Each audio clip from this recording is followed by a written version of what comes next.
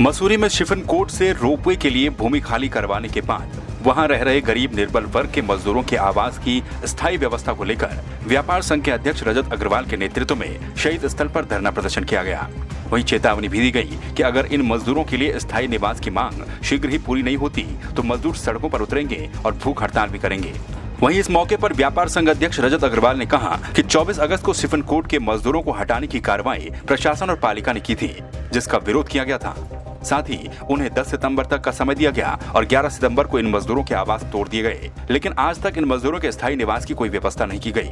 इनमें से कुछ मजदूरों के परिवारों को निवास दिए गए, लेकिन अधिकांश मजदूर धर्मशाला, पार्किंग और हवा घर में अपने दिन गुजार रहे हैं। इन परिवारों के साथ अन्याय किया गया है। साथ ही प्रदर्शनकारियों ने चेतावनी देते हुए कहा कि यदि इन उजाड़े हुए मजदूरों के आवासों की व्यवस्था शीघ्र नहीं की गई तो आंदोलन को तेज किया जाएगा।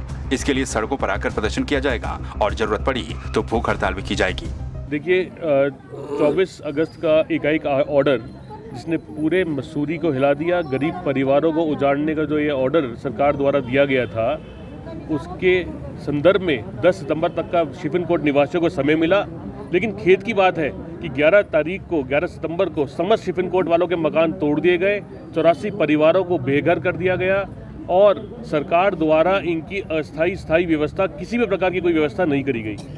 आज धरना, सांकेतिक धरना दिया जा रहा है 11 से 3 बजे तक का, और ये लड़ाई हमारी जारी रहेगी जब तक शिफन कोर्ट के एक एक परिवार को हाल फिलहाल अस्थायी निवास और आने वाले 1 वर्ष में स्थायी निवास नहीं मिलता है।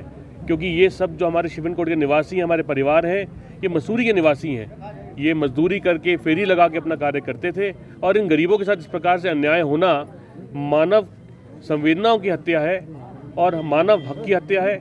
इसके लिए हम हर लड़ाई लड़ेंगे और जल्दी सड़कों पर उतरेंगे। मसूरी में शिफन कोर्ट से हटाए गए परिवारों को लेकर अब विरोध तेज होता जा रहा है। व्यापार संघ से लेकर कई स्थानीय सामाजिक संगठन भी उनको आवाज देने की मांग कर रहे हैं। अब ऐसे में देखना यह है कि कब तक इन मांगों पर ध्यान दिया जाता है। संवाद 365 के लिए मसूरी से राजवीर रौचेला की रिपोर्ट।